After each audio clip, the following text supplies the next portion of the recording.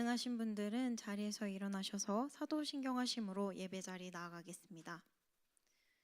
나는 전능하신 아버지 하나님, 천지의 창조주를 믿습니다.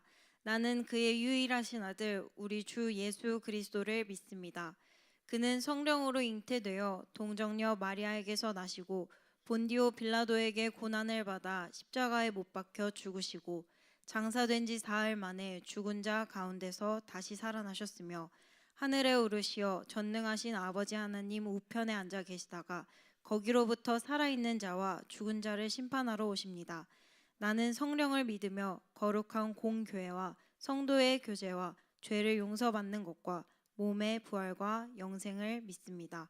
아멘.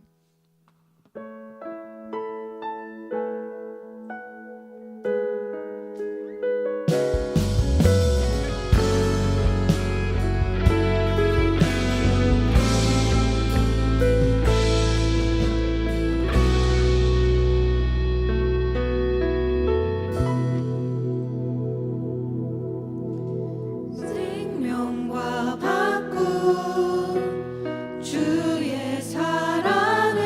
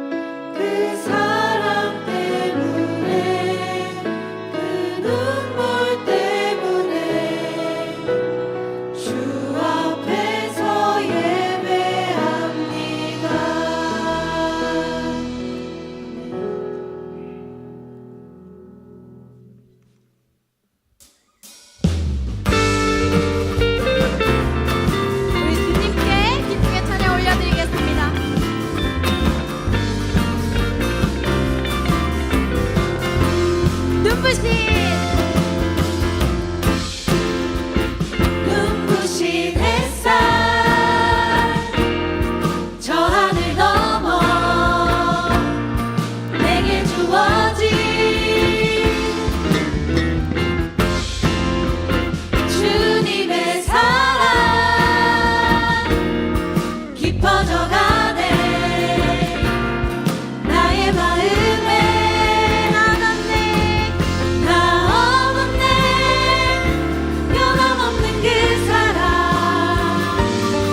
내 안에 기쁨의 노래 멈출 수가 없네. 주님의 사랑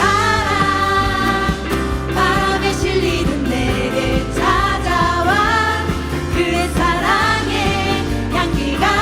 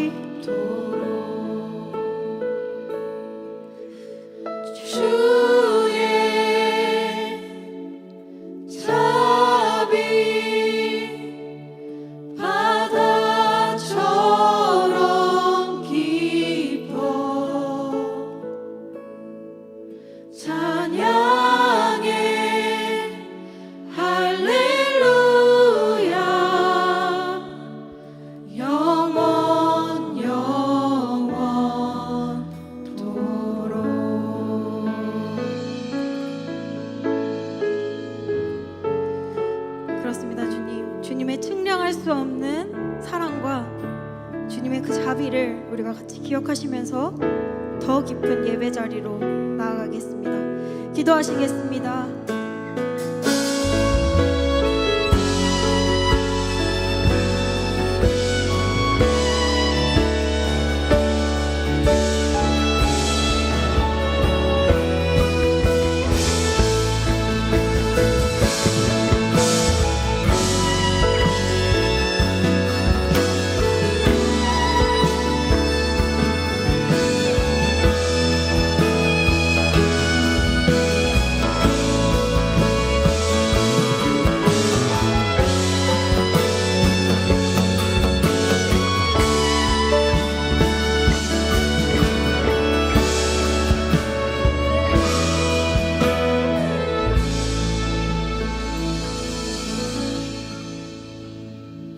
기도하겠습니다.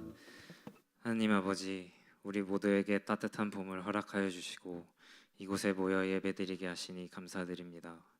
세상의 미혹에 빠질 수 있는 나약한 우리이지만 이 사순절 기간 동안 우리를 정결케 하시고 독생자를 우리에게 내어주신 하나님의 사랑과 예수님의 초월적인 희생, 사랑을 생각하며 보내게 하소서.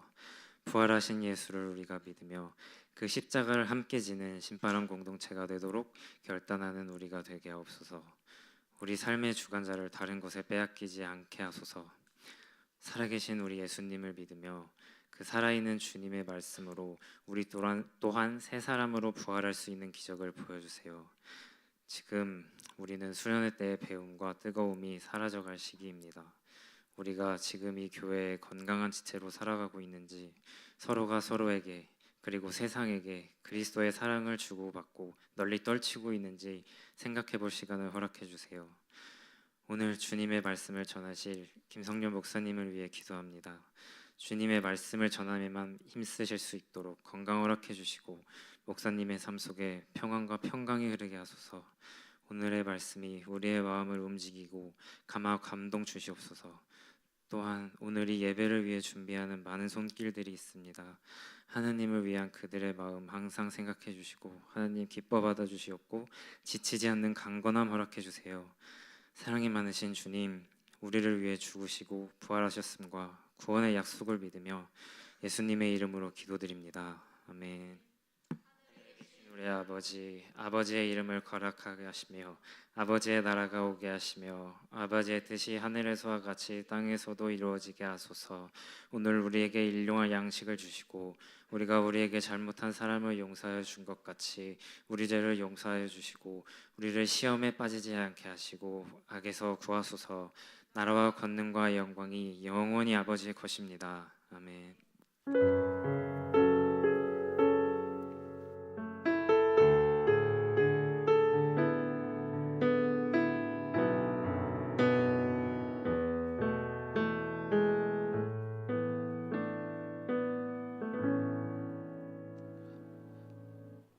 오늘 우리에게 주시는 말씀은 사도행전 16장 25절에서 34절까지의 말씀입니다. 오늘 우리에게 주신 하나님의 말씀은 사도행전 16장 25절에서 34절까지의 말씀입니다. 우리 교독하신의 마지막 절은 함께 읽도록 하겠습니다. 한밤중에 바울과 실라가 기도하고 하나님을 찬송하며 제수들이 듣더라.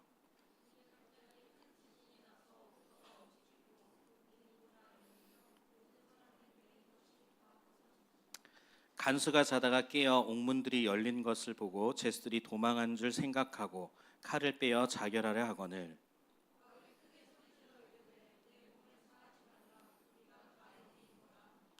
간수가 등불을 달라고 하며 뛰어들어가 무서워 떨며 바울과 실라 앞에 엎드리고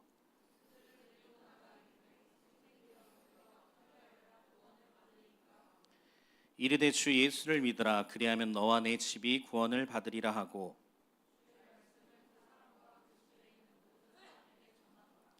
그 밤 그 시각에 간수가 그들을 데려다가 그 맞은 자리를 씻어주고 자기와 그 온 가족이 다 세례를 받은 후 함께 있습니다. 그들을 데리고 자기 집에 올라가서 음식을 차려주고 그와 온 집안이 하나님을 믿음으로 크게 기뻐하니라. 아멘. 할렐루야. 신바람 공동체 예배에 오신 여러분들을 축복하고 환영합니다. 우리 오늘은 옆에 있는 귀한 하나님의 자녀들에게 이렇게 인사하도록 하겠습니다. 밝게 웃으면서 하나님을 찬양합시다. 시작. 어떻게 20분 동안 하나님 열심히 찬양하셨습니까? 우리 루아우 찬양팀과 여러분들 하나님을 진심으로 찬양한 줄로 믿습니다. 여러분 혹시 공부 초등학교 때 다 해보셨죠? 혹시 개 이름 아십니까? 개 이름? 도레미파솔라시 도. 정확히 8개의 음이 있습니다. 8개의 음계가 있어요. 근데 여러분들 그 8개의 음계를 고안한 사람이 혹시 누군지 아십니까? 아무도 몰라요? 아싸. 오늘 알려줄 수 있는 기회가 있어서 참 감사하네요. 근데 그 8개의 음계를 고안한 사람이 성직자라고 해요. 이탈리아 성직자인데 기도 다레초라는 사람입니다. 그런데 우리들은 이 음악에서 이 도레미파솔라시도를 배울 때 그냥 이것을 기호나 어떤 소리로만 생각할 뿐은 그 속에 있는 의미에 대해서는 공부하지 않았던 것 같아요. 그런데 그 각 음별로 다 의미가 있다라는 것입니다. 그래서 그 의미에 대해서 여러분들에게 한번 알려주도록 할게요. PPT 띄워주시겠어요? 네. 도. 이 도는 도미너스의 약자로 주님을 뜻한다고 해요. 신기하죠? 그리고 레는 레즈넌스의 약자로 울림이란, 마음의 울림이라는 뜻이 있습니다. 그리고 미는 미라클, 기적이라는 의미가 있어요.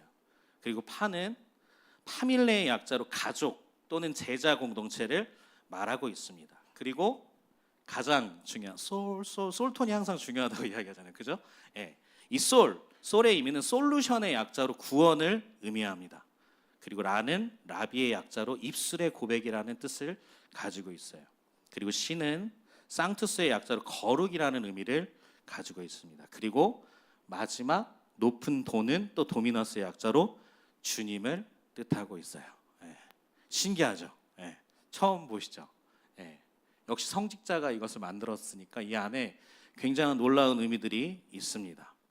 근데 보면 첫 도부터 시작해서 마지막 도까지 해서 처음에 도로 시작하고 끝에 도로 마치고 있어요. 그렇다는 건 주님으로 시작해서 주님으로 끝나고 있어요.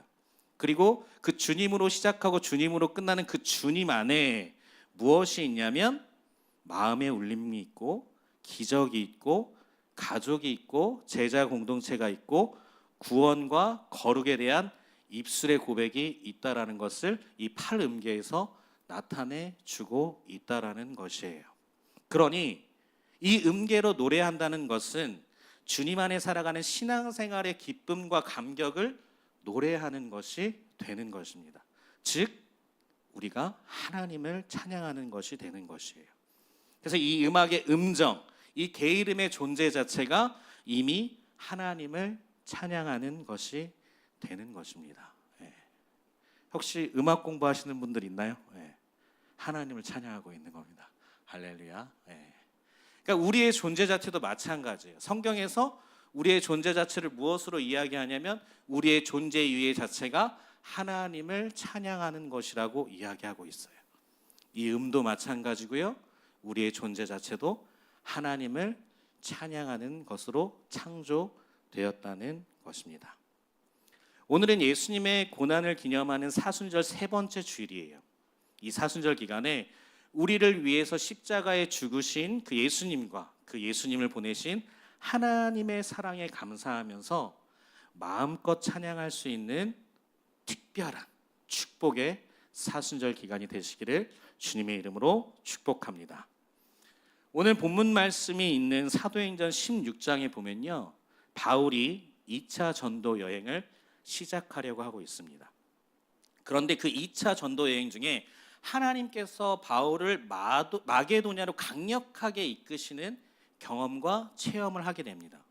원래 바울은요 1차 전도 여행이 끝나고 다시금 그 1차 전도 여행 때 방문했던 곳을 다시 방문하기로 결정을 했어요. 그래서 아시아의 더베와 루스드라로 찾아서 이동을 했습니다. 그래서 그곳에서 바울은 자신의 제자인 디모데도 만나요. 그리고 그곳에 있던 성도들의 믿음을 더욱더 굳건하게 하며 믿는 성도들의 수를 더욱더 많아지게 하는 놀라운 역사를 가지게 됩니다. 그래서 바울은 이 두 번째, 자기가 첫 번째 방문했던 그 전도 여행을 다시 방문함으로써 인해서 성공적인 사역을 이끌어 가고 있었어요. 그런데 갑자기 느닷없이 하나님의 성령이 아시아에서의 복음의 사역을 하지 못하게 중단시키는 일이 발생합니다. 우리 사도행전 16장 6절에서 7절 말씀을 읽어보겠습니다. 시작. 성령이 아시아에서 말씀을 전하지 못하게 하시거늘 그들이 부르기아와 갈라디아 땅으로 다녀가 무시아 앞에 이르러 비두니아로 가고자 했으되 예수의 영이 허락하지 아니하시는지라. 아멘. 오늘 이 성경에서 말하고 있는 아시아는요, 지금 우리가 살고 있는 아시아가 아니에요. 저 때는 터키라고 불렸고 지금은 튀르키예인가요? 맞나요? 튀르키예? 네, 튀르키예라고 불리는 그 동유럽 지역을 이야기하고 있습니다. 여러분들 성경책의 맨 마지막 책을 보면 요한계시록에 보면 소아시아 교회 7교회가 나오고 있거든요. 그 아시아 지역을 이야기하고 있는 것입니다. 아무튼 성령이 이곳으로 가는 것을 허락하시지 않아서 바울은 당시에 아시아 지역의 동북부 끝자락에 있는 드로아로 향하게 됩니다.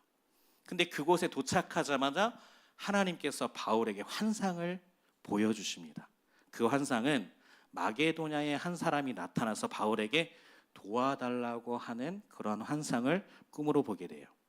그래서 바울은 그 환상이 하나님의 뜻임을 깨닫고 기존에 자신이 세웠던 2차 전도 여행의 모든 계획을 수정하고 하나님의 뜻대로 마게도냐로 떠나게 됩니다. 마게도냐는 지금의 그리스 지역을 이야기해요. 우리 성경 말씀을 통해 봅시다. 사도행전 16장 9절에서 10절 말씀 읽어보겠습니다. 밤에 환상이 바울에게 보이니 마게도냐 사람 하나가 서서 그에게 청하여 이르되 마게도냐로 건너와서 우리를 도우라 하거늘 바울이 그 환상을 보았을 때 우리가 곧 마게도냐로 떠나기를 힘쓰니 이는 하나님이 저 사람들에게 복음을 전하라고 우리를 부르신 줄로 인정함이러라. 아멘. 그래서 바울은 그 드로아 북동쪽 끝쪽에 있는 드로아에서 배를 타고 마게도냐로 이동하게 됩니다. 그래서 처음 방문한 도시가 빌립보였어요. 근데 바울 일행은 얼마나 이 2차 전도 여행이 기대되고 흥분됐겠습니까? 왜냐하면 자신들이 세웠던 그 전도 여행의 계획이 아니라 하나님이 그 계획을 막으시고 하나님이 일로 가라고 하셨으니까 얼마나 흥분됐겠어요. 야, 예수의 영이 성령님께서 이곳으로 가라고 하셨으니까 이번 전도 여행에서 정말 엄청난 일들이 일어나겠구나 하는 그러한 흥분을 감추지 못하고 있었을 거예요. 근데 빌립보 사역에서의 처음은 남달랐습니다. 누리아라는 자색옷감 장사를 하는 여인과 그녀의 가정이 모두 세례를 받고 하나님을 믿는, 예수님을 믿는 그 놀라운 기적을 경험하게 됩니다. 바울의 일행들은 어떻겠어요? 와, 역시 하나님이 방향을 바꾸신 이유가 있구나. 하나님께서 아시아로 가지 말라고 하신 이유가 분명히 있겠구나. 와, 이제 하나님의 역사가 지금부터 이 빌립보에서 시작되는구나 하고 흥분을 계속해서 감추지 못했을 거예요. 그래서 계속해서 또 다른 놀라운 은혜가 임하게 되는 것을 경험하고 가지게 됩니다. 바울의 일행들이 기도하러 가는 중에 점치는 귀신 들린 여종 하나를 만나게 돼요. 그 여자의 주인은 그 종이 점치는 것들로 인해서 사람들에게 돈을 벌고 있던 사람이었습니다. 그런데 그 점치는 여자가 바울의 일행을 보면서 이렇게 이야기하고 있는 거예요. 우리 사도행전 16장 17절 말씀 읽어보겠습니다. 시작. 그가 바울과 우리를 따라와 소리질러 이르되 이 사람들은 지극히 높은 하나님의 종으로서 구원의 길을 너희에게 전하는 자라 하며. 여러분 여기 읽어보면 이 귀신 들린 여자가 이 사람들은 지극히 높은 하나님의 종으로서 구원의 길을 너희에게 전하는 자라고 막 얼핏 보면 귀신 들린 이 여종이 이들의 존재를 되게 그럴싸하게 잘 설명해주고 있는 것 같아요. 그런데 이것은 귀신 들린 여종으로 하여금 하나님의 복음의 순수성을 해치고 있다는 것이에요. 귀신 들린 여종을 통해서 하나님의 복음은 선포되지 않기 때문에 그래요. 하나님의 복음은 누구를 통해 선포돼요? 예수님을 믿는 자들을 통해서 선포되는 것이 하나님의 진리이기 때문에 그렇습니다. 이렇게 여러 날을 바울 일행을 볼 때마다 이 귀신 들린 여자가 소리를 지르니까 바울이 그것이 너무나 신경 쓰이고 괴로웠어요. 그래서 그 귀신 들린 여종에게 그 귀신을 쫓아내버리는 역사를 행하게 됩니다. 우리 16장 18절 말씀을 읽어보겠습니다. 시작. 이같이 여러 날을 하는지라 바울이 심히 괴로워하여 돌이켜 그 귀신에게 이르되 예수 그리스도의 이름으로 내가 내게 명하노니 그에게서 나오라 하니 귀신이 즉시 나오니라. 아멘. 그런데 이 귀신을 쫓아내고 보니 이 귀신 들린 여종을 통해서 돈을 벌고 있던 그 주인들이 어떻게 됐겠어요? 화가 머리끝까지 난 거예요. 그래서 바울과 실라를 잡아다가 빌립보 재판장에 고발을 하게 됩니다. 그래서 바울과 실라는 그 무리들의 고발로 인하여서 빌립보 재판장에서 매질을 당하게 돼요. 본래 유대 사회의 전통 사회에서는 매질을 40대에서 한 대를 감안 39대만을 맞게 합니다. 학교 다닐 때 혹시 선생님한테 맞아보신 분 있어요? 39대도 굉장한 아픔이 있는데 어때요? 여기는 로마의 법이에요. 그러니까 제한이 없어요. 그리고 매질 또한 로마에서는 채찍질이었거든요.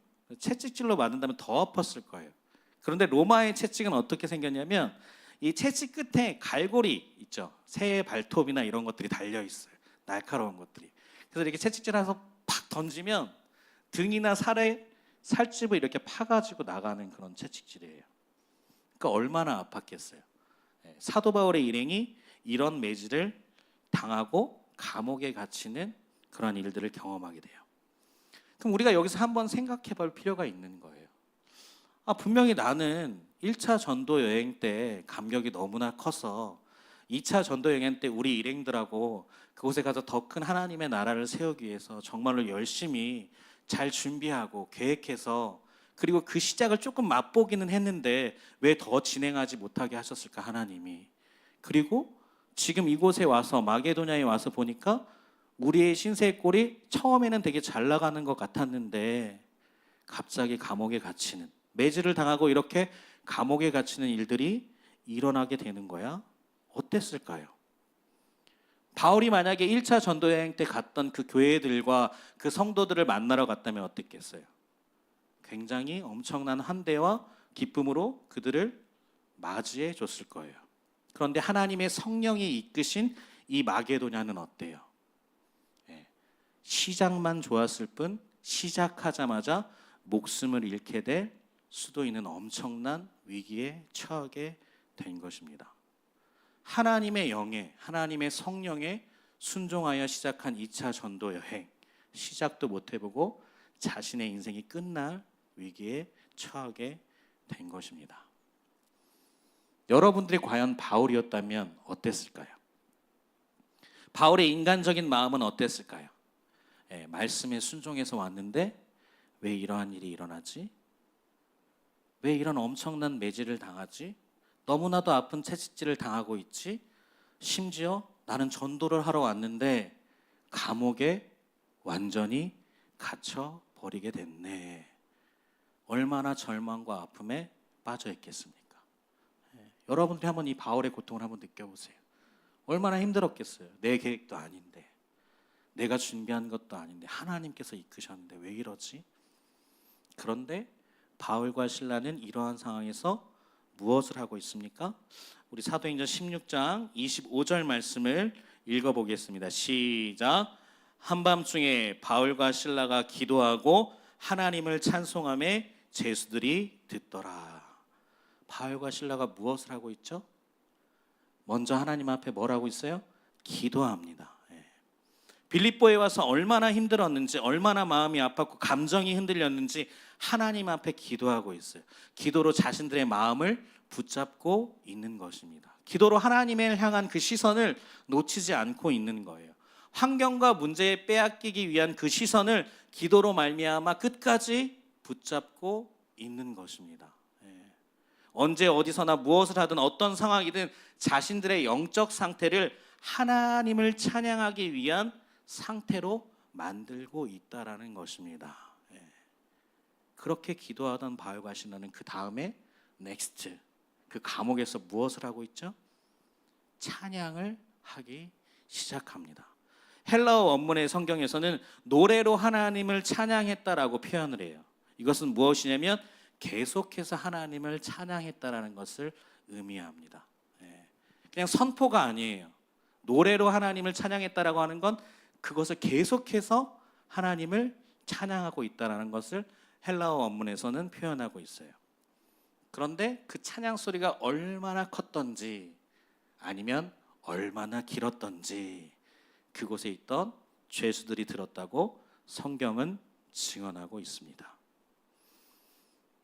여러분, 바울과 실라의 이 모습은 우리에게 무엇을 보여주고 있는 것일까요? 여러분, 너무나 익숙하죠. 하나님께 기도하고 찬양하는 거, 뭐 특별한 거 아니잖아. 목사님 뭐 이걸 가지고 우리들한테 오늘 말씀을 전해주신다고 그래? 그거 당연한 거 아닌가? 나도 기도하고 찬양하고 있는데.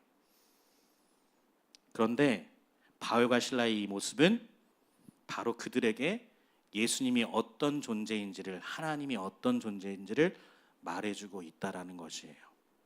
바울에게 예수님은, 하나님은 어떠한 상황 가운데서도 어떠한 문제 가운데서도 찬양받으셔야 할 분이라는 것입니다. 바울에게 예수님은, 하나님은 그런 분이셨던 것이에요. 자신의 기대와 다른 상황이 펼쳐지더라도, 고난이 닥쳐온다 할지라도 예수님, 하나님은 자신에게 찬양받기에 합당하신 분이라는 거예요. 기도하고 찬양하는 거 얼마든지 할 수 있죠. 그러나 우리들의 모습은 어때요? 상황과 환경 속에서 계속해서 흔들리고 있다라는 거예요. 그들은 기도를 통해서 자신들의 마음을 붙잡고 가장 힘들고 어려운 상황에 하나님을 찬양하고 있다라는 것입니다. 그것이 중요한 포인트라는 이야기예요. 성경을 보니까 바울만 그런 것이 아니에요. 바울과 비슷한 결을 가진 신앙인이 있었어요.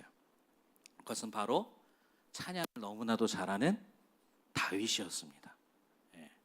둘은 고난에 대처하는 방법이나 삶의 모습들이 너무나 닮아 있어요. 여러분들도 잘 알고 계시겠지만 다윗은 골리앗을 쓰러뜨리고요, 당시에 이스라엘에서 가장 위대한 장군이 되었어요.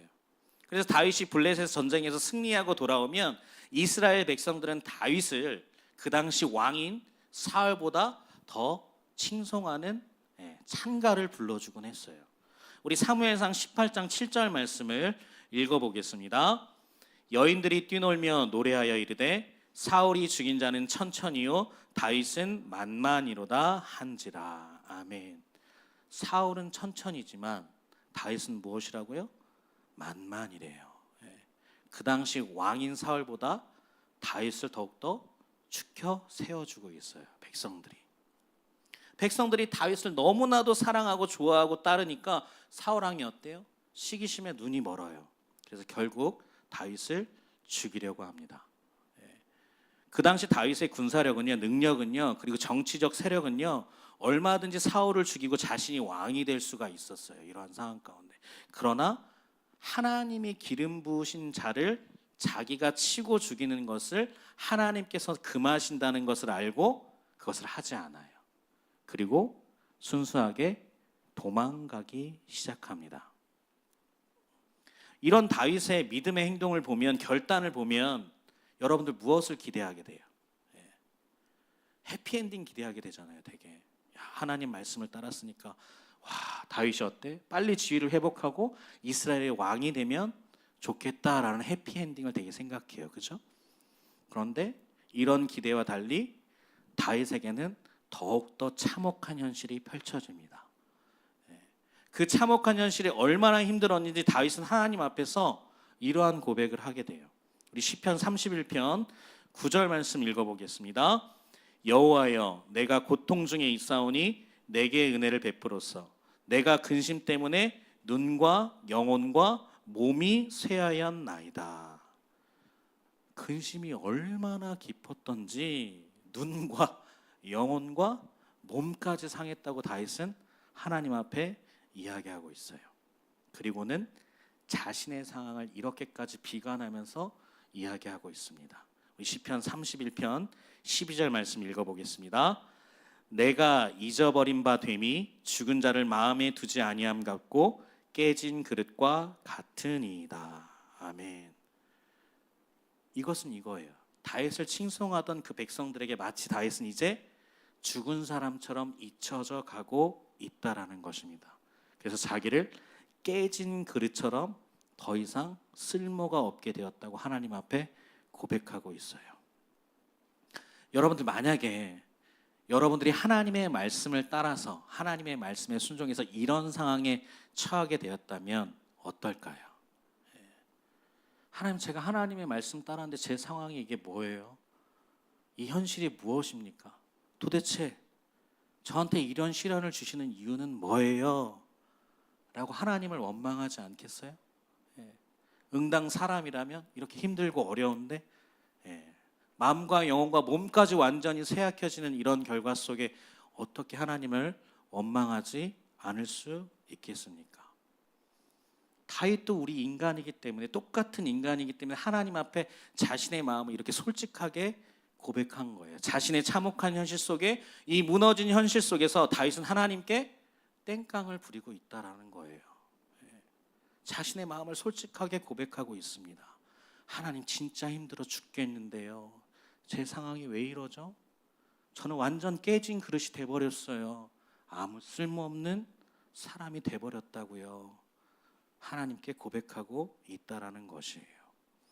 그런데 중요한 것은 그 마지막 다윗이 하나님을 향한 진정한 마음이 무엇인지를 봐야 한다라는 거예요. 다윗이 하나님께 드린 찬양이 무엇인지 봐야 한다는 거예요. 우리 시편 31편 14절 말씀을 읽어보겠습니다. 시작. 여호와여, 그러하여도 나는 주께 의지하고 말하기를 주는 내 하나님이시라 하였나이다. 아멘. 얼마든지 우리의 상황과 현실 속에서 하나님 앞에 땡깡 부릴 수 있다라는 거예요. 너무 힘들어 죽겠다고 하나님한테 엉엉 울면서 소리치며 기도할 수도 있다라는 거예요. 그런데 다윗이 마지막에 고백하고 있는 것은 뭐예요? 여호와여, 그러하여도 그 고백이 다윗한테 있다는 거예요. 주는 내 하나님이시라라는 그 고백이 흔들리지 않고 있다라는 것입니다. 이 여호와여 그러하여도란 그 다윗의 고백이 마치 빌립보 감옥에 있는 그 바울이 하나님을 찬양하고 있는 마음과 같다라는 거예요. 어떻게 이런 상황에서 하나님을 이렇게 찬양할 수 있는 것일까요? 기쁨보다는 슬픔, 소망보다는 절망, 풍요보다는 결핍, 승리보다는 패배에 놓인 상황인데 어떻게 이렇게 하나님을 바라볼 수 있을까요? 어떻게 이렇게 하나님을 찬양할 수 있는 것일까요? 도대체 이것은 과연 가능한 일일까요? 이것이 우리에게 가능하려면 우리에게는 두 가지의 믿음이 분명하게 서 있어야 하는 것입니다. 첫째는요, 현재의 상황이 하나님의 뜻 가운데 있다라는 것입니다. 우리의 모든 삶이 하나님의 주권 가운데 있다라는 것을 우리가 믿어야 돼요. 하나님이 이끄시는 이유가 있겠지라는 것을 믿어야 된다는 겁니다. 이것이 우리가 첫 번째로 가지고 있어야 할 믿음이고요. 두 번째는 하나님이 나와 항상 함께 계신다는 것을 믿는 우리의 고백이 있어야 한다는 것입니다. 이러지 않고서는요, 이러한 찬양을 우리가 하나님 앞에 드릴 수가 없습니다. 그래서 히브리서 기자는 이것에 대해서 분명하게 우리에게 말씀해주고 있는 것이에요. 우리 히브리서 11장 6절 말씀 읽어보겠습니다. 믿음이 없이는 하나님을 기쁘시게 하지 못하나니 하나님께 나아가는 자는 반드시 그가 계신 것과 또한 그가 자기를 찾는 자들에게 상 주시는 이심을 믿어야 할지니라 라고 이야기하고 있어요. 뭐예요? 반드시 그가 계신 것과 그리고 그가 자기를 찾는 자들에게 상 주시는 이심을 믿어야 한다. 이건 뭐예요? 하나님의 주권을 인정하는 거예요. 하나님이 이끄시겠지. 하나님의 계획이 있겠지. 하나님께서 나에게 인도하시는 어떤 상황이 있겠지라고 그것을 믿고 나아가야 한다는 것이에요. 우리의 인생의 모든 삶 가운데 이런 믿음의 고백이 필요하다는 것입니다. 더 쉽게 얘기하면 대화체로 이야기해 볼게요. 하나님이 우리에게 이렇게 말씀하시는 거예요. 너는 나를 어떻게 믿고 있니? 너는 나에게 어느 정도니? 너는 나의 말에 확신할 수 있니? 너에게 나는 정말 하나님이니? 라고 하나님의 그 질문에 우리가 믿음의 고백을 할 수 있어야 된다는 것입니다. 그렇다면 여러분의 찬양은 언제 울려 퍼지고 있으세요? 여러분들의 삶의 찬양은 어느 순간에 여러분들이 하나님께 고백하고 있습니까? 오늘 말씀에서 바울과 실라는 자신들의 가장 힘든 순간에, 가장 어렵고 포기하고 싶은 순간에 하나님을 찬양하고 있어요. 이 믿음의 고백 가운데 하나님께서 역사하고 계신 것입니다. 하나님께서 어떻게 역사하시는지 볼까요? 우리 사도행전 16장 26절 말씀 읽어보도록 하겠습니다. 시작. 이에 갑자기 큰 지진이 나서 옥터가 움직이고 문이 곧 다 열리며 모든 사람의 매인 것이 다 벗어진지라. 아멘. 무너질 것 같은 그 최악의 순간에, 다 내려놓고 싶은 가장 힘든 순간에 기도하며 마음을 다해 하나님께 찬양했던 바울과 실라에게 하나님의 능력이 시작되고 있어요. 옥터가 움직이고 감옥 문이 열리고 그들에게 매였던 것이 다 벗어지는 역사가 일어납니다. 막 옥터가 움직여요. 저 여러분 건물이 움직이는 그런 걸 경험한 적이 있어요. 제가 그 논산훈련소에 연무대교회라는 곳이 있어요. 거기 진중 세례식이 있는데 군인들 5,000명이 모여 있는 곳에 가서 제가 이렇게 찬양 인도를 하게 됐거든요. 근데 5,000명이 앞에서 찬양 인도를 하는데 그 교회가 막 움직여요. 진짜로 너무 커서. 여기 앞에 모니터 스피커 있죠, 싱어들. 모니터 스피커가 안 들려요. 그 5,000명의 떼창 때문에. 아무것도 안 들려요. 악기 소리도 하나도 안 들려요. 진짜로요. 너무나 커서 막 교회가 흔들리는 게 느껴질 정도예요. 막 군복이면 그 5,000명 막 이렇게 하는데 아무것도 느껴지지 않습니다. 웃으시는 분들 군대 갔다 오신 분들이에요.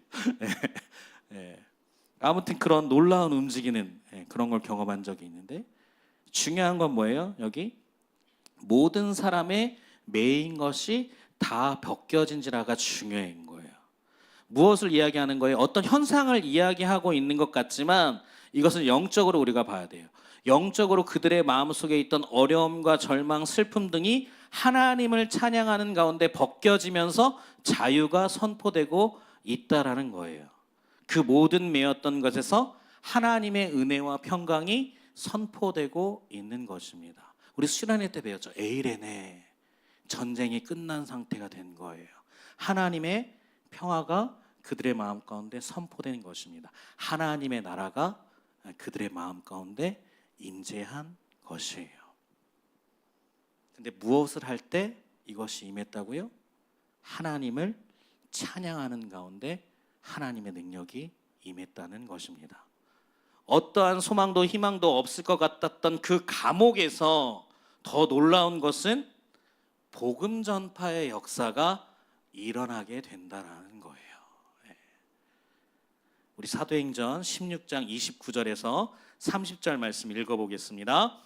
간수가 등불을 달라고 하며 뛰어들어가 무서워 떨며 바울과 실라 앞에 엎드리고 그들을 데리고 나가 이르되 선생들이여 내가 어떻게 하여야 구원을 받으리까 하거늘.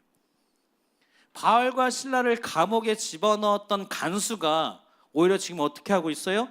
바울과 실라를 감옥에서 데리고 나옵니다. 그리고 그 자신 스스로가 묻고 있어요. 내가 어떻게 하여야 구원을 받으리까라고 말입니다. 역전의 상황이 벌어진 거예요. 바울과 실라를 감옥에 가두고 감시하며 가로막고 있던 간수가 그들에게 오히려 내가 어떻게 해야 구원을 얻을 수 있냐고 묻고 있다라는 것이에요. 이게 하나님을 찬양하는 삶들의 역사 가운데 일어나는 하나님의 능력이라는 겁니다. 그러니까 바울과 실라가 엄청난 일들을 지금 경험하고 있는 거예요. 하나님을 찬양하는 가운데, 내 삶의 가장 힘들고 어려운 상황 가운데 하나님을 찬양하는 가운데 놀라운 하나님의 능력이 임하고 있는 것입니다. 이것은 우리 그리스도인들이 우리들의 삶 가운데 어떤 상황과 현실 속에서도 하나님께 기도하고 찬양하며 나아갈 때에 세상의 그들 스스로가 우리에게 묻게 된다는 거예요. 어떻게 해야 나도 그런 삶을 살아갈 수 있게 되는 거니? 라고 말입니다.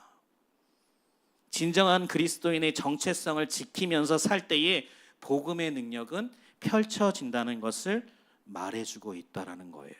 오히려 세상이 그것을 궁금해한다는 겁니다. 우리 세상에는 이런 일이 없는데 너는 어떻게 그렇게 견디면서 찬양할 수 있어? 우리 세상에는 절망하고 힘들어 완전 나가 떨어지는데 너희는 어떻게 그럴 수 있니? 도대체 너희에게 무엇이 있는 거야?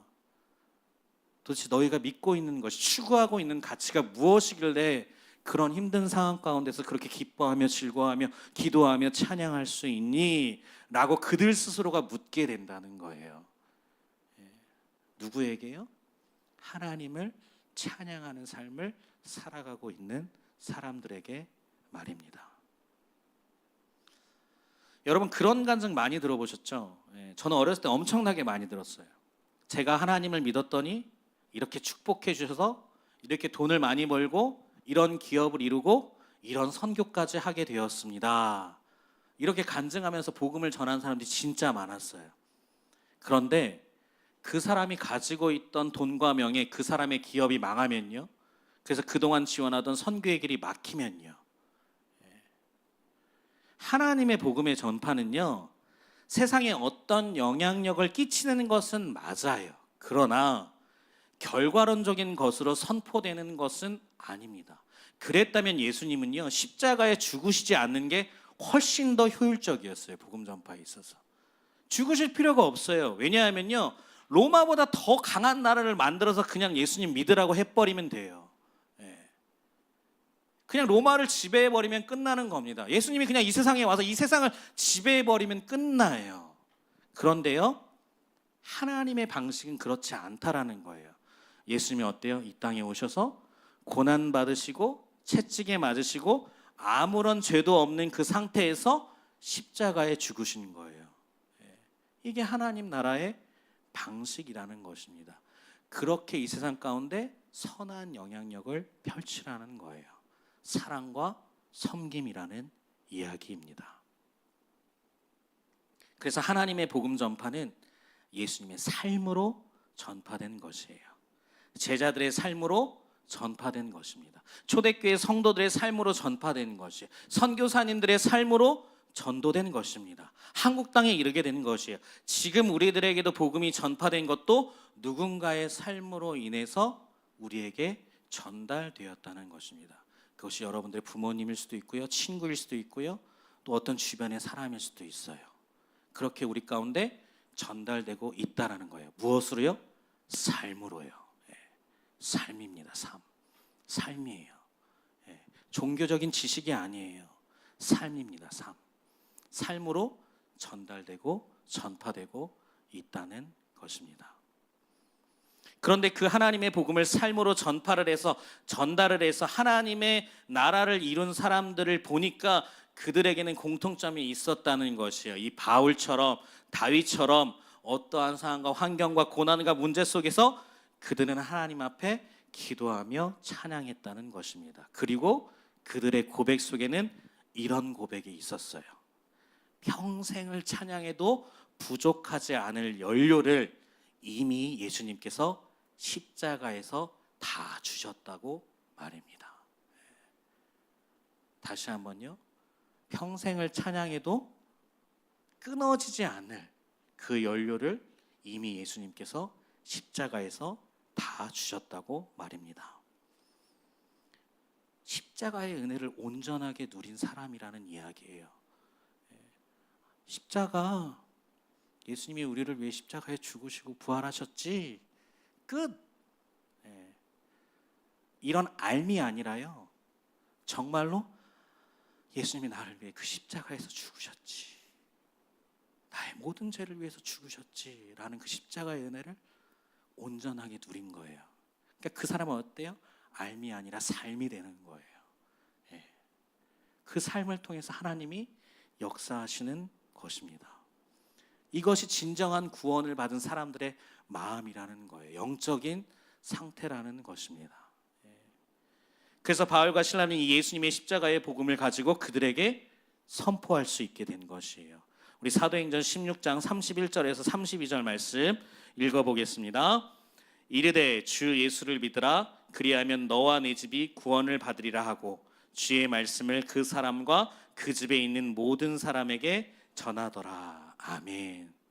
이 놀라운 복음의 전파가 일어나게 됩니다. 주 예수를 믿으라.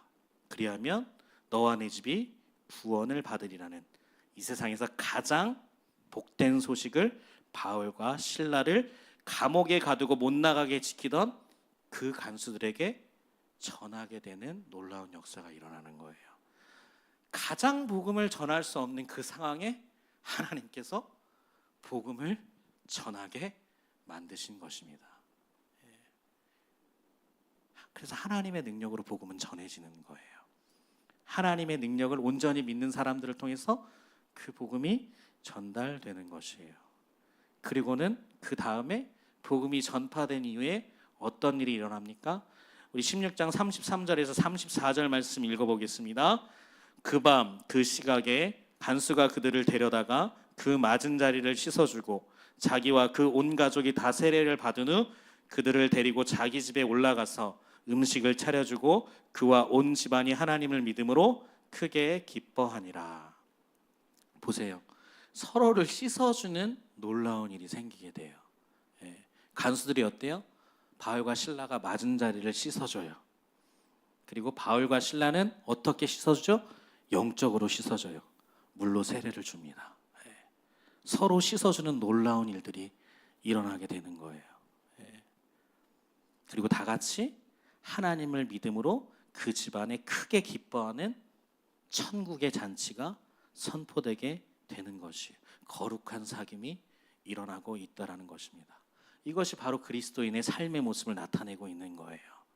그리스도인의 삶의 정체성을 지킬 때 그 안에서 하나님은 역사하시고 그 역사로 인해 복음이 흘러가게 하시며 그 복음이 전파되는 그 순간에 어때요? 서로의 아픔을 씻어주며 아껴주며 사랑하는 하늘나라의 잔치가 우리의 삶 가운데 일어나게 된다는 것을 오늘 말씀을 통해서 우리에게 알려주고 계시다는 것이에요. 그런데 이것을 믿는 자들이 이것을 누릴 수 있다는 걸 하나님께서는 요구하고 계시다는 거예요. 너나 어떻게 믿니? 내 말에 대해서 확실하게 믿고 있니?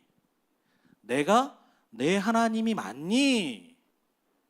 라고 분명하게 고백할 수 있는 사람들에게 이러한 일이 일어나게 된다는 것을 이야기하고 있다는 것입니다. 사랑하는 신바람 공동체 여러분, 이 땅에서 우리가 우리의 삶을 통해 또는 이 공동체 예배를 통해서요 드리는 모든 찬양은요 하나님 나라의 완성을 소망하는 가운데 찬양하고 있는 것이에요. 그리고 그 일부를 이 땅에서 맛볼 수 있는 축복인 것입니다. 즉 우리의 찬양은 하나님의 그 하늘나라의 천국잔치를 경험할 수 있는 능력이라는 거예요. 다시 한번요. 우리의 찬양은요 그 하나님 나라의 천국잔치를 이 땅 가운데서 경험할 수 있는 능력이라는 것이에요.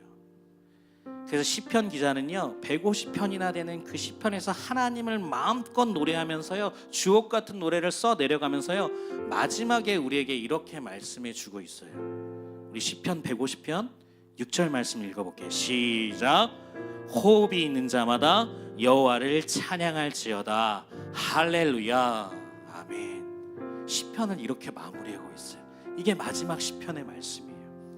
호흡이 있는 자마다래요. 여러분들 전부 누구든지 호흡이 있다면 그리고 어때요? 할렐루야로 끝나고 있어요. 할렐루야. 여러분, 할렐루야는요, 할렐루라는 단어와 야라는 단어로 나뉘어져 있어요. 할렐루라는 단어는 하나님을 찬양하라는 거예요. 찬양하라라는 뜻입니다. 야는요, 하나님의 이름 야훼를 이야기해요. 그래서 할렐루야는 하나님을 찬양하라입니다.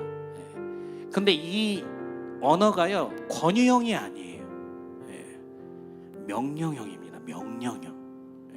할렐루야 할 때는요, 엄청난 명령형이 들어가 있는 거예요.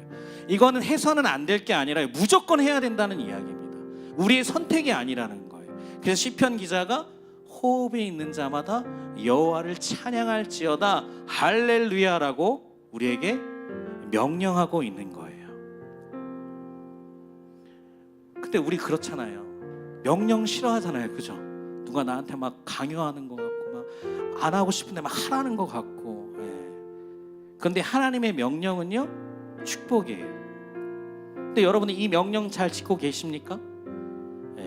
내가 찬양하고 싶은 일이 있을 때만 찬양하고 계시진 않습니까? 근데 잘 생각해 보세요. 아까도 계속해서 이야기하고 있지만 하나님을 찬양하라라는 그 명령은 하나님께서 우리에게 무엇을 경험케 하시고자 하는 것이에요? 하나님께서 바로 우리들의 삶 가운데 그 하나님 나라의 천국 잔치를 경험케 하기 위한 명령이라는 것입니다. 그러니까 그 명령은 무엇이에요? 하나님이 우리를 사랑하기 위한 가장 특별하고도 아름다운 사랑의 표현이라는 거예요. 얼핏 보면 우리에게 강요하고 있는 것 같지만 하나님께서 그 놀라우신 하나님 나라의 그 천국 잔치를 우리들의 삶 가운데 누리게 하시려고 하신 그 하나님의 사랑의 표현이라는 것입니다. 할렐루야, 할렐루야, 할렐루야. 저는 여러분들에게 찬양하기 전에 하나님을 먼저 깊이 묵상하라고 권하고 싶습니다. 여러분, 이 십자가를 바라보세요. 우리 청년부 예배실 십자가가 너무나도 멋있게 되어 있어요. 인테리어를 보라는 게 아니에요. 여러분, 이 십자가에서 무슨 일이 일어났었는지를 기억하고 지금도 여전히 이 십자가에서 여러분들을 향해서 하나님이 어떤 일을 행하고 계시는지 보라는 거예요. 묵상하라는 겁니다. 그 하나님을 깊이 묵상하고 내 가슴에 새기면요, 찬양하지 않고는 견딜 수가 없는 심령이 되는 거예요. 그게 십자가의 은혜를 온전하게 누리는 사람이라는 것입니다.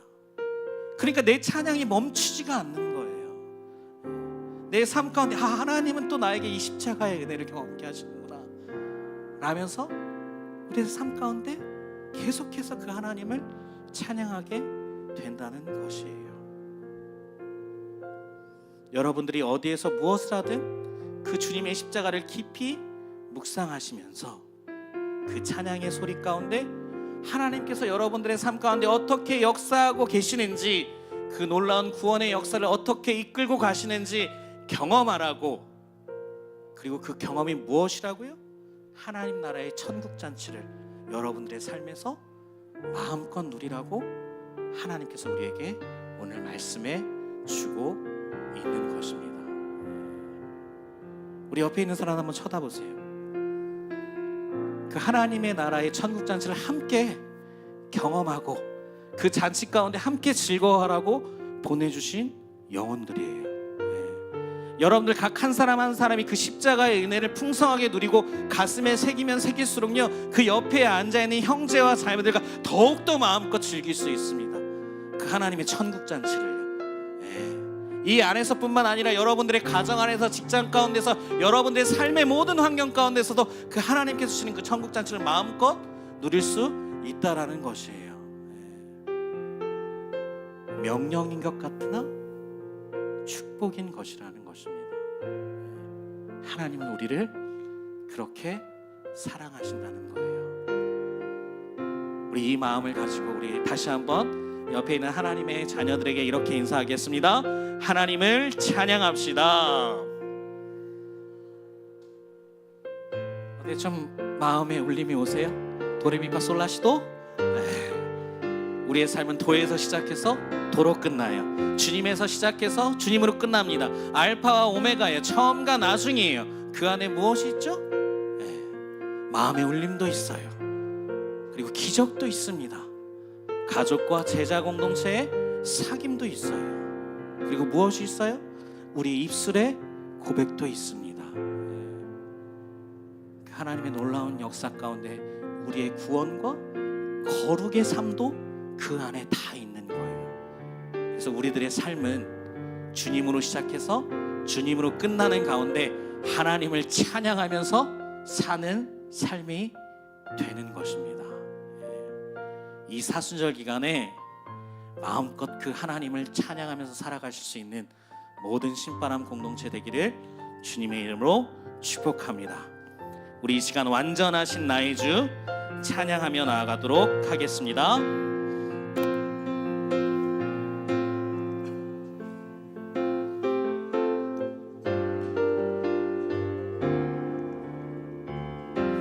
완전하신 나의 주, 완전하신 나의 주, 이의 길로 날 인도하소서. 행하신 모든 일 주님의 영광 다 경배하. 우리 한 번 더. 완전하신 나의 주, 완전하신 나의 주, 이의 길로 날 인도하소서. 행하신 모든 일 주님의 영광 다 경배하.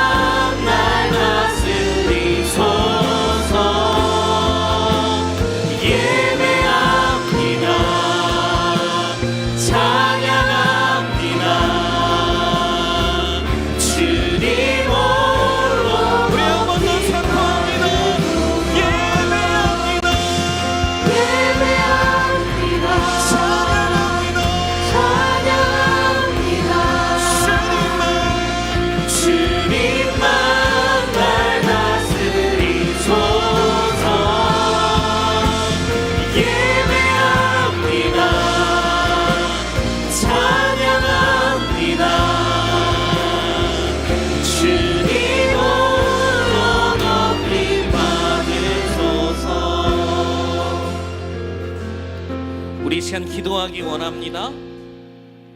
우리가 하나님을 찬양하지 못하는 이유는 무엇입니까? 우리의 현실입니까? 아니면 우리의 근심과 걱정 때문입니까? 하나님은 우리의 현실보다 우리의 근심과 걱정을 뛰어넘으신 분이십니다. 우리의 아버지 하나님은 언제나 찬양받기에 합당하신 분입니다. 그래서 우리 이 시간 우리의 모든 어려운 현실을 내려놓고 그 현실을 넘어 하나님을 찬양할 수 있는 우리가 되게 해달라고 이 시간 우리 하나님 앞에 간절히 기도하며 나아가도록 하겠습니다. 우리 함께 기도합시다. 오 하나님 아버지 감사합니다. 하나님은 우리의 찬양을 받기에 합당하신 분이십니다. 하나님, 우리가 하나님을 찬양하지 못하고 있는 이유는 무엇입니까? 우리의 일입니까? 우리의 현실입니까? 우리의 고난입니까? 우리의 아픔입니까? 우리의 걱정입니까? 우리의 근심입니까? 우리의 문제입니까?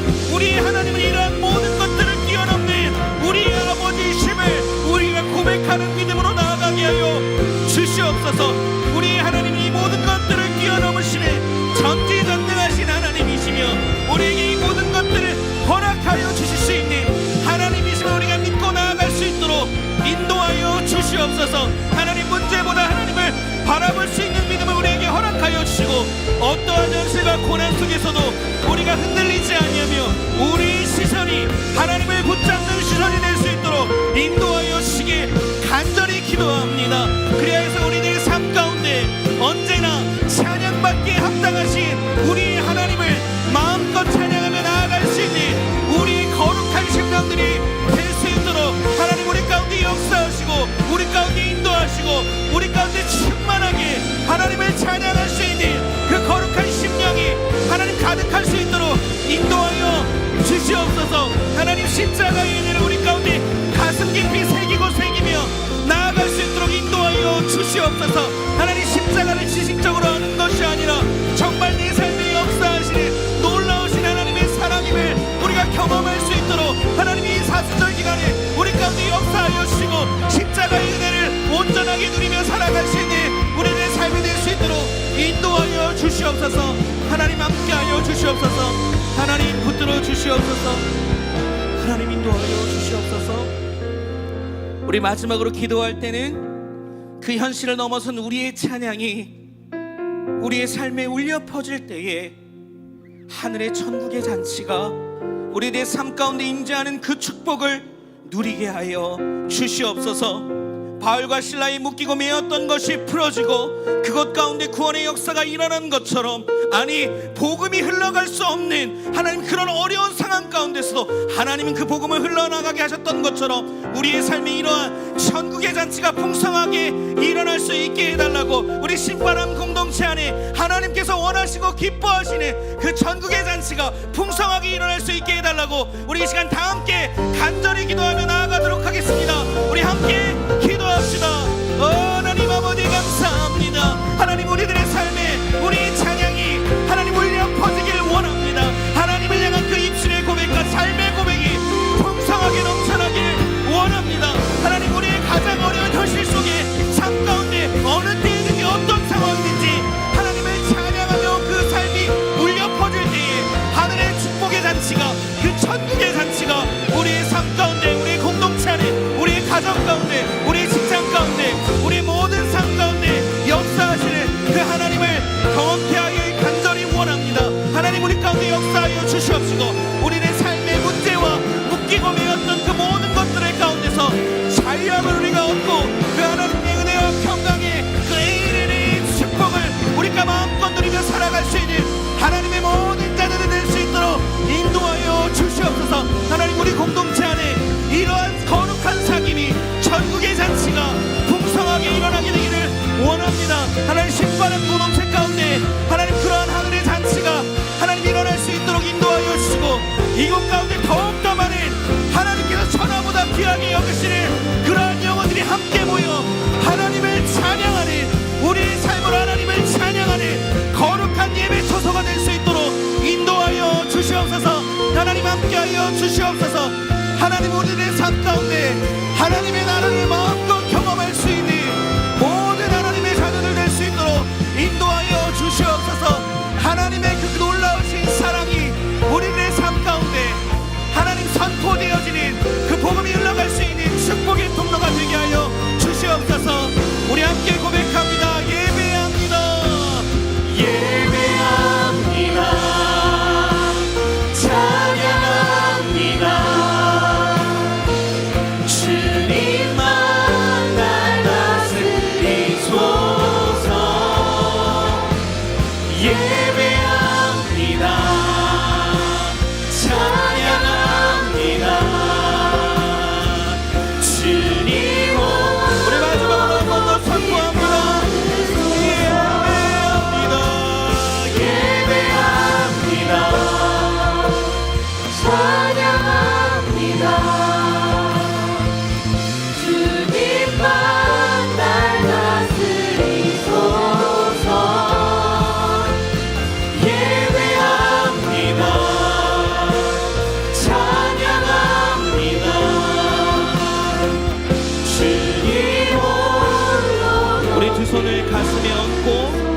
예배합니다. 찬양합니다. 주님만 날 다스리소서. 예배합니다. 찬양합니다. 주님 홀로 높이 받으소서. 하나님 아버지 감사합니다. 오늘도 우리를 하나님의 자녀로 불러주시고 이 세상에서 가장 축복된 이 예배를 하나님 앞에 드리게 하시며 하나님의 말씀을 들으며 새롭게 하시니 감사합니다. 이 시간 그 감사의 마음을 담아 주님 앞에 예물을 드립니다. 이 예물을 귀히 받아주시고 이 예물을 통하여 더욱더 하나님을 함께 찬양하게 되는 그 축복의 예물이 될 수 있도록 인도하여 주시고 오직 하나님만이 영광 받으시기에 합당한 예물이 되게 하여 주시옵소서. 신바람 공동체를 사랑하여 주심을 감사합니다. 오늘 주신 말씀을 통해 하나님을 찬양하며 사는 것이 우리의 존재이며 우리가 살아갈 목적임을 알게 하시니 감사합니다. 우리의 삶 가운데 하나님을 찬양하며 천국의 잔치를 누리며 살아가기에 부족함이 없도록 인도하여 주셔서 하나님의 나라를 이루는 우리의 삶이 되게 하여 주시옵소서. 이 사순절 기간에 예수님의 십자가를 깊이 묵상하며 가슴에 충만하게 가득하게 채워서 진정한 찬양을 드릴 수 있는 모든 신바람 공동체가 될 수 있도록 축복하여 주시옵소서. 이 모든 말씀 살아계신 예수님의 이름으로 감사하며 기도드리옵나이다. 아멘. 우리 이 시간 다 같이 일어나셔서 하송 찬양으로 나아가도록 하겠습니다. 여러분 승리하십시오. 하나님의 말씀으로 승리하십시오. 언제나 찬양하면서 살아갈 수 있는 여러분들의 거룩한 심령이 되기를 원합니다. 우리 함께 찬양합니다. 우리는 주의 움직이는 교회, 이곳은 주님을 위한 자리. 내가 기도하는 모든 땅 위에서 하나님 예배만 해. 그날을 고대하네. 할렐루야. 우리는 주의 움직이는 교회, 이곳은 주님을 위한 자리. 내가 기도하는 모든 땅 위에서 하나님 예배만 해. 나를 고대하네. 할렐루야. 나의 노래로 주님의 성전을 지으리. 높임을 받으소서. 이스라엘 찬송 중 거하신 주님의 거룩하십니다. 두 손 들어 주님의 보좌를 만들고 온 맘 다해 경배하리. 구름 날개 사이에 임하신 것처럼 내 위에 임하소서. 하나님 우리가 이곳에 섰으니 이 땅을 치유하소서. 하나님 우리가 어디에 있든지 주를 높이리라. 열방들아 주님을 송축할지어다. 그 나라에 입 맞추라. 영원한 통치자 주 예수 그리스도, 그는 위대하신 왕, 우리 왕.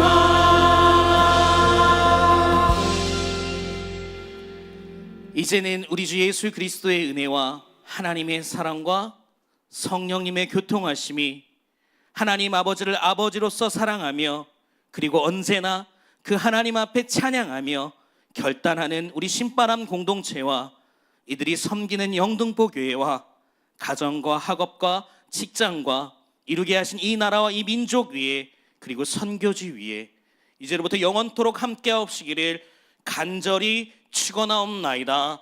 아멘.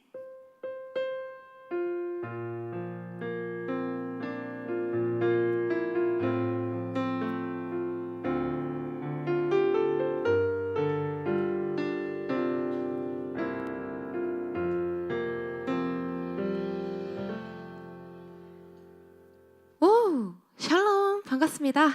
3월 넷째 주 사순절 셋째 주 청년부 광고를 시작하겠습니다. 제가 사실 시작하기 전에 약간 옷이 좀 가벼워지고 이제 날이 많이 따뜻해졌어요. 오늘 한 23도 정도까지 올라갔더라고요. 그래서 제가 이제 뭐 봄 이런 하려고 하다가 이제 도저히 못 하겠어서 안 하려고. 괜찮으신가요? 네, 알겠습니다. 오늘 끝나고 순모임이랑 새가족부 모임이 있습니다. 만약에 신방공동체 처음 왔다 하시는 분들은 저쪽 문으로 나가시면 이제 새가족부실이 있습니다. 거기서 잠깐 대기해 주시면 저희가 새가족부 모임 진행하니까 많이 참여 부탁드리고 오랜만에 손 흔들어 볼까요? 새가족부 팀장님 안녕. 안녕하세요. 네, 따라가시면 모임을 진행하실 수 있습니다. 네, 저희 사순절 셋째 주 기간입니다. 이제 좀 있으면은 부활절입니다. 얼마 남지 않았습니다. 부활절이 다가온다는 말은 4월이 다가오고 있다. 그러면 12달 중에 대충 한 4분의 1, 3분의 1 지났다. 와, 시간 진짜 빨리 가죠? 그렇다고요. 네, 이번 주도 이제 묵상하는 한 주 보내시길 바랍니다. 네, 순파란 시간이 좀 뼈 확인해 보겠습니다. 네, 저희 수요일에 이제 아나람 순장님 안녕하세요. 아나람 순장님 수요일에 생일이십니다. 해피 버스데이. 네, 생일 축하드리고 네, 10시에 온라인 양육 있고 수요일에 금요일에 있습니다. 제가 저렇게 큰 글씨로 성경 통독을 적어놓은 이유는 우리 시작은 창대였으나 끝은 미미하다. 아닙니다. 아직 끝나지 않았습니다. 조금만 힘을 내주세요. 네, 한 번씩 성경 통독 해주시고 네, 부탁드립니다. 네, 다음 넘겨주세요. 네, 온라인 양육 10시에 있습니다. 가끔 변동될 때마다 이제 톡방에 올려주시긴 하는데 참고하셔서 많이 참여 부탁드립니다. 네, 저희 온라인 성경통독 제가 깜짝 놀랐어요. 어제 성경통독 하려고 어플에 딱 들어갔는데 이제 그날에 몇 명 읽었는지가 나와요. 와우, 어제 한 자릿수를 기록했더랍니다. 그래서 굉장히 충격. 시작은 분명 한 30명, 20명대 후반 정도 됐던 것 같은데 이제 점점 열몇 명에서 어제 한 자릿수를 제가 읽었을 때는 한 자릿수였는데 조금만 힘을 내주시고 좋은 소식은 우리 새내기 중에 김채원 청년이 이제 1일차에서 2일차로 넘어갔다는 소식을 전해드리면서 3일차예요? 3일차요? 3일차로 넘어갔다는 소식을 전해드리면서 조금만 힘내주시면 박수민 청년 얼마까지 읽으셨어요 혹시? 어제 나 여기 있어요. 얼마까지 읽으셨어요? 아, 네, 알겠습니다. 네, 조심하세요. 예배팀 이 앞줄 조심하시길 바랍니다. 네, 교난주간 특별 새벽 기도회가 4월 14일부터 있습니다. 저희가 4월 14일 주에는 고난 주간입니다. 그래서 저희가 특별 새벽 기도회를 교회에서 진행을 하는데 이제 오전 5시 30분에 진행을 하거든요. 근데 또 이제 새벽 기도회 때 하는 찬양을 또 이제 저희가 신바람 공동체에서 도와주기로 해서 이제 여러분들이 많이 참여하시고 그러셨으면 좋겠습니다. 성금요 예배도 이제 금요일 7시 반 금요 예배 시간에 맞춰서 진행하니까 많이 참여 부탁드립니다. 청년부 인스타 저희 인스타 광고 보고 오셨죠? 여기에 광고에 이제 자세한 사항 적혀 있으니까 한 번씩 확인해 주시고 오늘따라 좀 많이 오셨는데 제가 좀 부담스럽네요. 빨리 끝내도록 하겠습니다. 온라인 예배 확인 부탁드립니다. 오늘 새가족부 수료 있으셔서 우리 팀장님 나오시겠습니다. 네, 제가 자주 좀 앞에 나오고 있는데 요즘 좀 민망하네요 저도. 하지만 그 또 좋은 우리 소식이 하나 또 있으니까 우리 한번 그 새신자 청년 나오실 때 박수로 우리 맞이해 주도록 하겠습니다. 나와주시면 감사하겠습니다.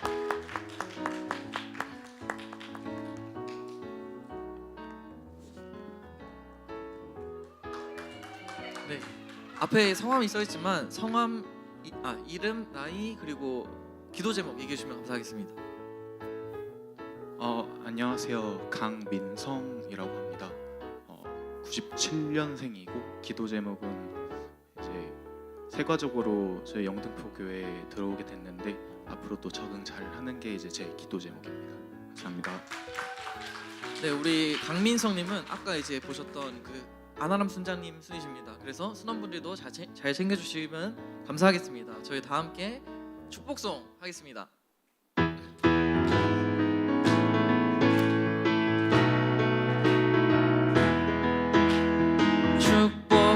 축복합니다. 주님의 이름으로 축복합니다. 주님의 사랑으로 이곳에 모인 주의 거룩한 자녀에게 주님의 기쁨과 주님의 사랑이 충만하게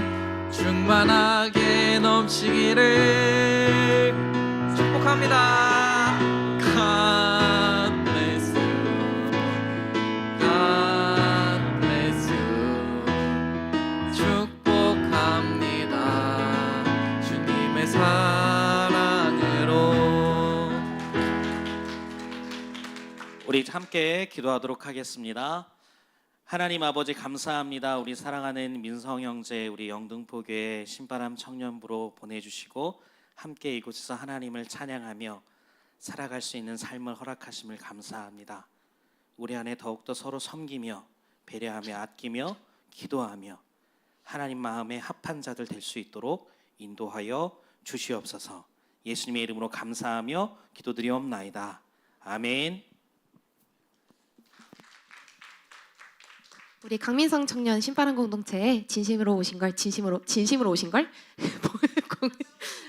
가짜로 온 거 아니고요. 공식적으로 뭐라고 말해야 되지? 환영합니다. 사실 지금 좀 무서웠어요. 어제 저번 주에 수료하시면서 우리 세가족부 팀장님이 마이크를 가져가서 본인이 엔딩을 하셔가지고 내가 오늘 못할까봐 이제 걱정이 됐는데, 자, 이번 주도 한 주도 즐거운 한 주 보내시고, 수요일에 비가 옵니다. 수목금 조금 추우니까 감기 조심하시고, 환절기인데 감기 조심하시고 맛있는 거 많이 드시고 다음 주에 건강한 한 주 보냈으면 좋겠습니다. 자, 다 같이 아는 사람 외쳐볼까요? 다음 주에도 신바람 공동체와 함께하길 바람. 안녕.